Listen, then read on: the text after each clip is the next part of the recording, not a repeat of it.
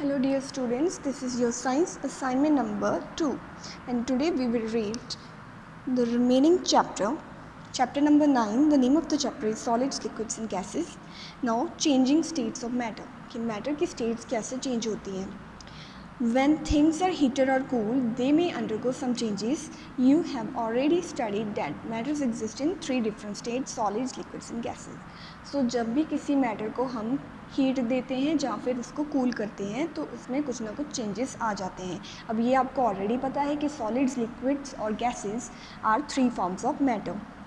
Any of these states of matter, when they undergo heating or cooling, can change their form. ये सारी जो तीनों matter की states हैं, ये जब हम इनको हीट करेंगे या कूल करेंगे ये अपनी स्टेट को चेंज कर सकती हैं. अ सॉलिड में change into liquid upon heating. तो एक सॉलिड लिक्विड में चेंज हो जाता है जब हम उसको हीट करते हैं. जैसे कि एक सॉलिड चॉकलेट, हमने इसको हीट किया तो ये लिक्विड चॉकलेट में चेंज हो गई. Likewise a liquid can change into solid upon cooling. उसी तरह से एक लिक्विड सॉलिड में चेंज हो सकता है जब हम उसको कूल करते हैं. Now melting.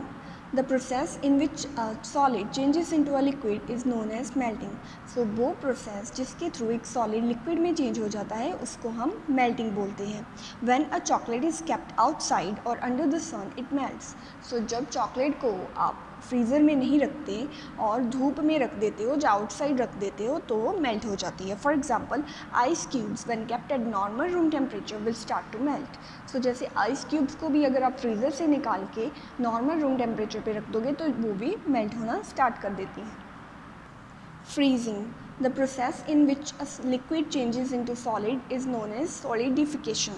So वो वाला प्रोसेस जिसमें एक लिक्विड सॉलिड में चेंज होता है उसको हम सॉलिडिफिकेशन बोलते हैं. Solidification of liquids take place when they are expose to freezing. So solidification होती कब है? जब हम वो लिक्विड्स को फ्रीज करते हैं. For example, when we pour water into ice trays and keep it in the freezer, we can see that water changes into ice after some time. So जैसे आप water को अगर ice trays में रखोगे और उसको freeze कर दोगे तो थोड़े से टाइम के बाद water ice cubes में change हो जाएगा. Therefore, freezing is the reverse of melting. इसीलिए जो freezing है वो melting का reverse होती है क्योंकि melting में एक solid liquid में change होता है जबकि freezing में एक liquid सॉलिड में चेंज होता है. Now evaporation. The process in which liquid changes into vapour on heating is known as evaporation. So उस प्रोसेस में जिसमें एक लिक्विड वेपर्स में चेंज हो जाता है उसको हम इवेपोरेशन बोलते हैं. For example when water is heated we can see vapour coming out of it. So जैसे आप वाटर को अगर हीट करोगे तो उसमें से वेपर्स बनने शुरू हो जाएंगे. This happens due to evaporation of water. ये होता है क्योंकि वाटर इवेपोरेट होने लग जाता है. ना condensation. The process in which a gas changes into liquid on cooling is known as condensation. So एक प्रोसेस होता है जिसमें एक जो लिक्विड होता है लिक्विड में गैस चेंज हो जाती है. जैसे कि अगर आप वाटर वेपर्स को देखें तो अगर आप वाटर वेपर्स के ऊपर एक ट्रे रख दोगे कि पानी में वेपर्स बन रहे हैं, उसके ऊपर आपने ट्रे रख दी तो थोड़े के टाइम के बाद जब वो कूल डाउन होना स्टार्ट हो जाएगा तो वाटर वेपर्स फिर से वाटर में चेंज हो जाएंगे. उस प्रोसेस को हम कंडेंसेशन बोलते हैं. For example when we keep a plate over a pan of hot water. Hot water के पैन के ऊपर आप एक प्लेट रख दोगे. We can see the formation of water droplets on the surface of that plate. So उसके जो plate है उसके सरफेस के ऊपर वाटर ड्रॉपलेट्स बनने शुरू हो जाएंगे. उस प्रोसेस को हम बोलते हैं condensation. Now open today's written assignment. We will discuss question answers. Now what is matter?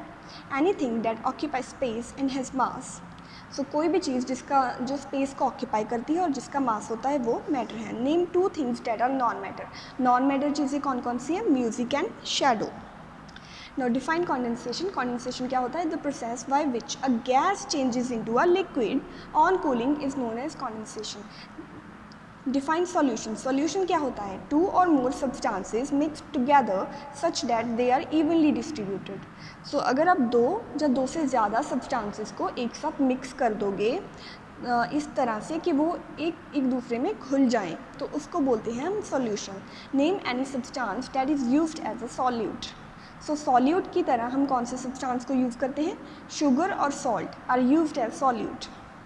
Sugar और सॉल्ट को हम सॉल्यूट की तरह यूज़ करते हैं। मतलब अगर हमने एक सॉल्यूशन बनाना है जैसे पानी और शुगर का, तो जो चीज़ थोड़े से अमाउंट में हम यूज़ करेंगे वो सॉल्यूट होगी। मतलब अगर हम 1 चम्मच शुगर को एक पूरे ग्लास भर के पानी में घोलते हैं तो उसमें जो सॉल्यूशन बनेगा उस सॉल्यूशन में शुगर एक सॉल्यूट होगी। So that's all for today, dear students.